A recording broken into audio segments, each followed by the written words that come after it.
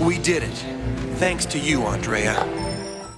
Hey there folks, welcome to another installment of Marvelous Videos. Today we're taking a trip back to look at ReBoot, the first fully CGI cartoon that changed television forever. It burst onto screens with vibrant colors, quirky characters, and a digital world unlike anything audiences had ever seen.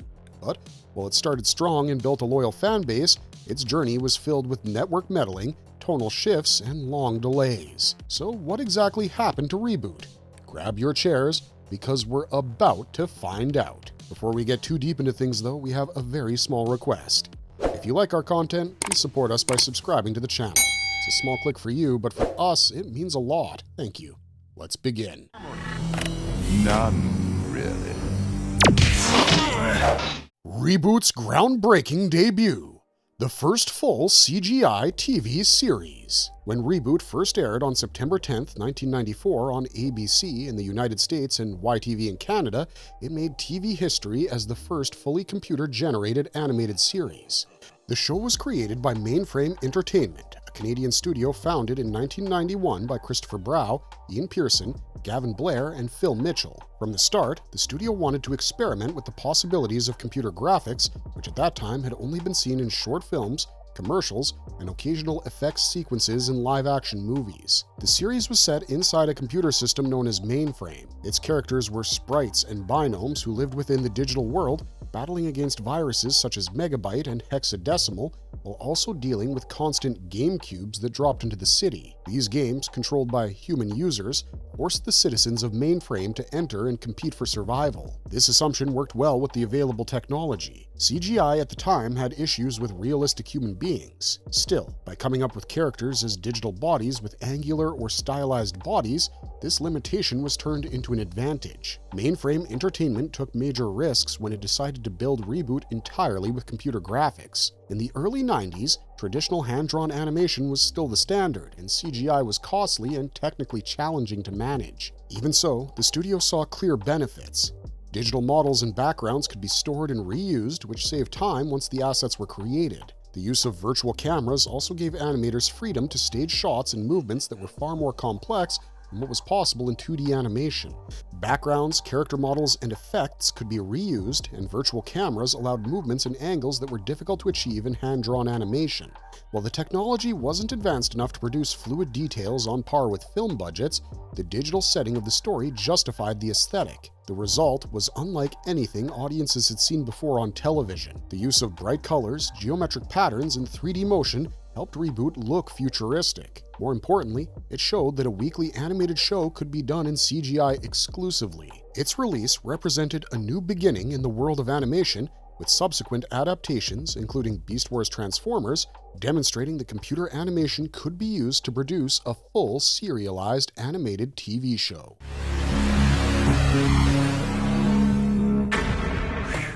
Origins and early development. From the hub to mainframe. The roots of ReBoot go back to the 1980s, long before the technology to produce a full CGI series was available. In London, a small group of British creatives, Gavin Blair, Ian Pearson, and Phil Mitchell, formed a collective called The Hub.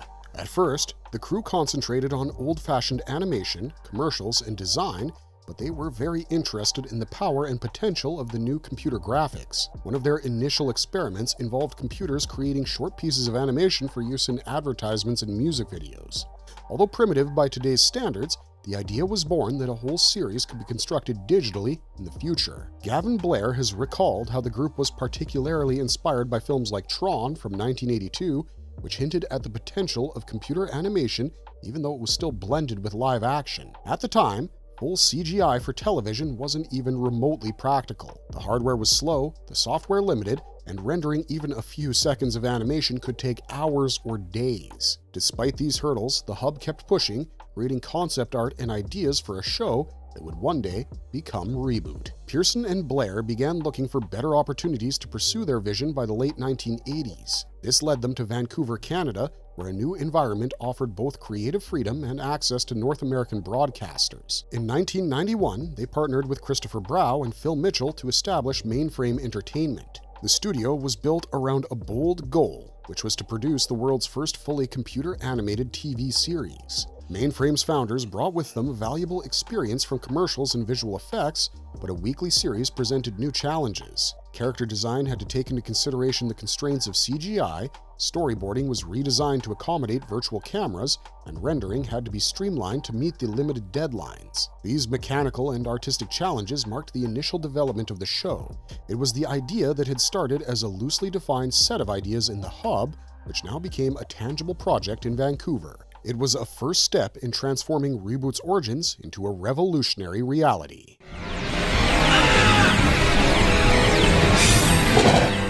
Technical innovations, silicon graphics, and beyond. Producing ReBoot in the early 1990s required pushing computer technology to the limits. The series was created on silicon graphics workstations, which at the time were among the most powerful machines available for digital imaging. These workstations were powerful enough to display three-dimensional scenery and characters on a weekly basis, a feat no other television production had ever achieved. To make the visuals a reality, the group had to depend on the Soft Image Creative Environment program. Soft Image was one of the most popular 3D animation packages at the time, and it found many uses in advertising, film effects, and eventually video games. In the case of ReBoot, it became the central point of the production pipeline, enabling modelers to create characters and animators to develop movements and set up virtual cameras and lighting. The program allowed the creation of complex character rigs and reusable assets, which meant that animation could be created more rapidly than possible on a conventional hand-drawn animation schedule. The production team encountered frequent technical obstacles, even with sophisticated tools. The process of creating each frame of animation was time-consuming, and efficiency was essential. Animators learned to reuse stuff on the old models as well as the environments as much as possible, and the style of the show helped limit the number of hyper-detailed textures. The characters were simplified in shape and had bold colors, reflecting their digital setting and relieving the technical workload. What the silicon graphics machines and the soft image software did was more than make ReBoot possible. It established a format to be followed for future computer animation. The methods that were first used in the show, such as asset reuse and the use of digital cameras, would become standards in later CGI television and film productions. It was unexplored then, and each episode represented a challenge to the technology's capabilities. As much as I enjoy the chaos you bring into my... Story, setting, and computer culture references. The world of ReBoot takes place entirely inside a computer, a setting that gave the series its distinctive style and tone. The city of Mainframe was the heart of this digital universe, which was designed to look and feel like a functioning system where every character and structure served a purpose tied to the computer's operations. Its citizens fell into two groups: sprites, who acted as the central characters, and binomes, smaller figures who represented the everyday population of the system.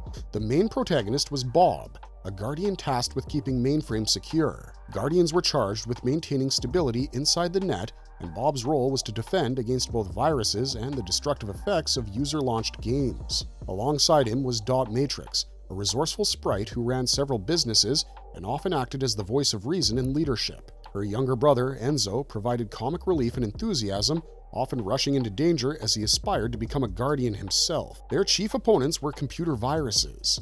Megabyte served as the primary antagonist in the early seasons, a calculated and manipulative figure who aimed to conquer Mainframe for his own purposes. His sister, Hexadecimal, contrasted by embodying chaos. Known for her constantly shifting masks that displayed various emotions, Hexadecimal added an unpredictable edge to the series. The show was filled with references to computer culture and gaming. When the system's user played a game, a glowing cube would descend into the mainframe. If sprites were caught inside, they had to participate. Losing meant their sector could be destroyed. These sequences often parodied real-world video game genres, from shooters to role-playing quests. The series also used computing terms like ports, nulls, and viruses within its dialogue, making the digital world feel authentic while still accessible to audiences. No! We better call Bob! He's the only one that can handle this! Bob? Network battles and controversial censorship. Despite its innovation in plot and style, ReBoot suffered frequent interference from network censors, most notably when it aired on ABC in America. Some restrictions were imposed by its standards and practices, which severely restricted the tone, presentation, and content of the initial seasons of the show. One of the most notorious of these is the case of the dot matrix design. The character was intentionally designed with an exaggerated chest, a wink to the curvy figures one can find in comic books and video games. ABC executives insisted that her appearance be toned down, fearing it would be inappropriate for children. The edit became jokingly known among fans and the production team as the monobreast change, since the attempt to reduce Dot's figure left her design looking awkward and unrealistic. Dialogue and humor were also affected.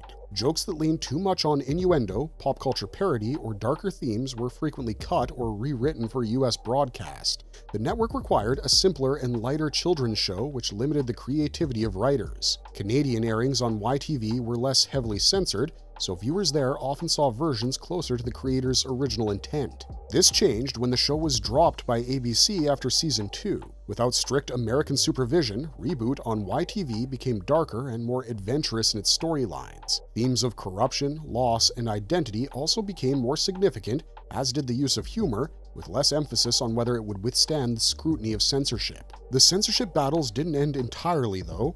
The planned 4th season was originally outlined as 13 episodes and even included ideas for a musical-style finale, but budget limits and network decisions reduced it to 8. Despite these challenges, the creators used the freedom they did gain to explore more mature arcs that helped ReBoot's reputation as a pioneering series.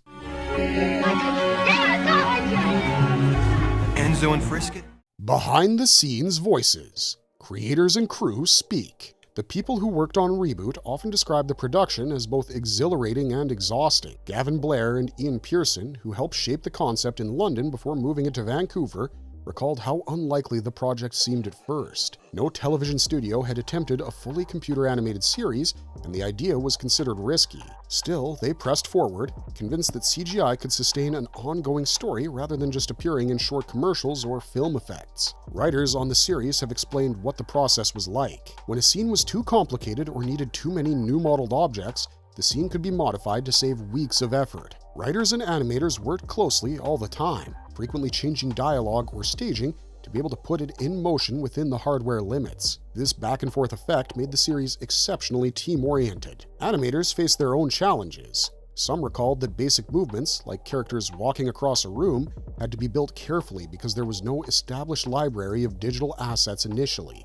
Every new character or environment required experimentation. The crew was learning through trial and error, and the majority of the methods created during ReBoot found their way into CGI television and film production. Despite the challenges, the production was infused with a lot of excitement. Some of the crew recalled the frustrating long nights and technical challenges, but also the pride in knowing they were making something unforgettable. After the show broke free of the shackles of ABC, both animators and writers found greater freedom, experimenting with more serialized plots and mature themes. To those working on it, ReBoot was more than just a job, it was also an adventure in the future of animation.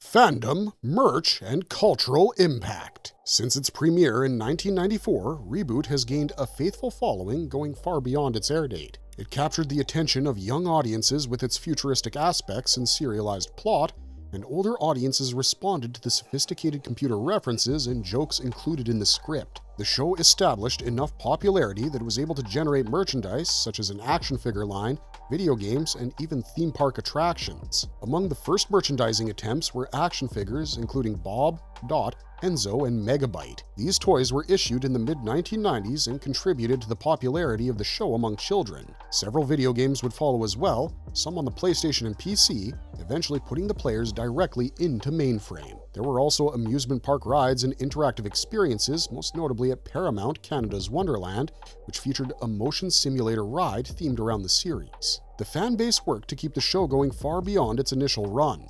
Conventions often had panels or meetups devoted to ReBoot, and fans created websites and forums to post news, artwork, and episode guides. Over the years, this zeal then transformed into the attempt to save the series and advance its legacy. In 2024, on the 30th anniversary of the show, a group of committed fans attempted to create a documentary project that would focus on the cultural significance of ReBoot as a triumph in animation. Interviews with the creators and archival material are being compiled to demonstrate not only how revolutionary the series proved to be in the 90s, but how powerfully it speaks to the current culture as well. With toys, games, rides, and fan-driven preservation, ReBoot has continued to become a cultural touchstone. Its community continues to celebrate it as a pioneering piece of CGI television history. Well, Cadet Matrix? Bob? The rise and fall. Later seasons and network troubles. By the time ReBoot moved into its final stretch, the show was caught between creative ambition and practical limitations. Mainframe Entertainment had always pushed boundaries with its early seasons, but keeping a computer-animated series afloat in the late 90s and early 2000s was no small feat. Budgets began to shrink, and with less money on the table, networks grew hesitant to commit to long episode orders. Season 3 had taken bold risks, leaning into darker plots and serialized arcs that gave the show a more mature edge. When work began on Season 4, the writers were eager to expand that momentum. They originally mapped out a 13-episode run, which would have allowed for slower character development and room to experiment with new ideas. One of the more unusual pitches was a musical finale, blending spectacle and humor in a way that matched the show's inventive spirit. That vision was sadly never completely achieved. Network choices and budget cuts reduced the season to a mere 8 episodes. Suddenly, the writers needed to cram several storylines into the smaller frame, and some of them would feel rushed, leaving some completely unfinished. This pall could be felt by viewers who had watched the balance of the previous seasons, as they had been more complex in build-up. Instead of the slow build, episode after episode structure they were used to, Season 4 was disjointed in its narrative. As the show concluded, ReBoot ended with both pride and disappointment. It had remained ahead of the curve in terms of creative content, but it couldn't outrun the economics and uncertainty of broadcasters. This could and should have been the audacious next chapter, but instead turned into a lopped-off finale that left fans with admiration, but also questions about what might have been. They really don't like us much. Spin-offs, revivals, and legacy. From The Guardian Code to documentaries. Upon its premiere in 1994, ReBoot became the first computer-animated program ever to appear on TV. Several decades later, it still has a cultural impact in the form of revivals, fan-based projects, and preservation. The most prominent official revival was the release of ReBoot: The Guardian Code, a Netflix distribution series released in 2018. Unlike the original, which raced entirely within a digital world, The Guardian Code was based more on a combination of live action and CGI. The plot involved a group of teenagers who were told that they had been selected as guardians to protect cyberspace. Unable to transfer the cult-like reputation of the original, the show aroused the disappointment of longtime fans through its departure from characters, the general tone, and the overall style. It's often been criticized for having little to no connection to the original cast and storylines, resulting in a mixed reception. In contrast, fan groups have continued to support the heritage of ReBoot.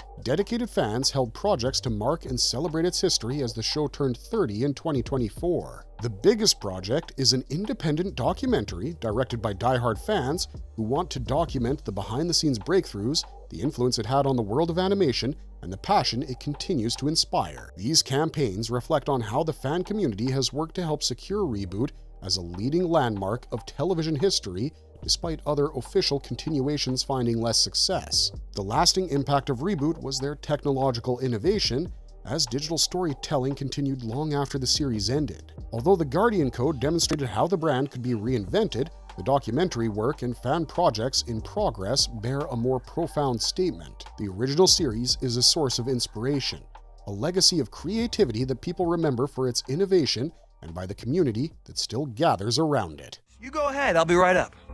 Okay. Bob? Fun facts, tropes, and crossovers. The entertaining appeal of ReBoot is that it tries to mix elements of humor, in-jokes, and pop culture references without losing what makes it innovative and groundbreaking in animation. The show became appreciated because it inserted visual gags and Easter eggs, which rewarded keen observers. An example is the frequent reuse of props between episodes, a smart temporary solution to the problem that early CG production posed to mainframe entertainment in maintaining a busy world. What might have been a drawback was actually turned into a positive feature, as recycled content finds its place in the digital stage of mainframe. The show also has gained a reputation for being witty with its references to television and gaming tropes. The characters often address the fourth wall, discussing the way that the story is told or ridiculing popular sci-fi tropes. Among the best known is the so-called musical episode, which mocked the trope but also demonstrated the series' desire to make an unusual move. These touches made ReBoot attractive to both teenage audiences and adults who enjoyed parody. Crossover references were another distinctive feature. It was common to see the creative staff drop references to other mainframe projects, creating a sense of completion and connectivity within all of their creations. Fans have found references to shows like Beast Wars, Transformers, and even playful references to comic book worlds. As a matter of fact, Mainframe collaborated with DC Comics at certain points, which also found its way into the visual design and storytelling choices. These crossovers strengthened ReBoot as a product of its own age as well as an adventure into the future. The trivia, the tropes, and the crossovers show the depth of the show. ReBoot was sly, meta, and not afraid to have fun, and continues to resonate with fans to this day. Marvelous verdict! And that wraps up our journey into ReBoot, the groundbreaking first ever CGI cartoon that forever changed television animation. From its clever in-jokes and bold storytelling to its pioneering technology and cult legacy, ReBoot proved that computer animation could carry both humor and heart. But what do you think? Should ReBoot make a proper comeback for a new generation, or is its legacy better left untouched? Should ReBoot be rebooted? Drop your thoughts in the comments down below, and if you enjoyed this video, don't forget to leave a like and subscribe to us if you haven't already. Otherwise, thanks for watching, and as always, stay curious and stay marvelous.